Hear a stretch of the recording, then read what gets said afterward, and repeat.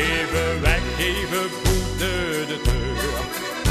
Ik morgens goed op stap, het is weer tijd.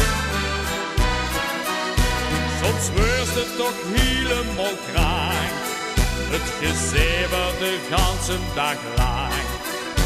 Ik heb het gehad, ik moet goed, het is zo wie. En dan weet ik, die conflicten tegenaan. Het is laat, als ik naar mijn huis toe kom. Ik spring, ik ga in de lucht en ga de mijn geven. Genoeg is genoeg, het gezeur dat ik niet genoeg tot heb.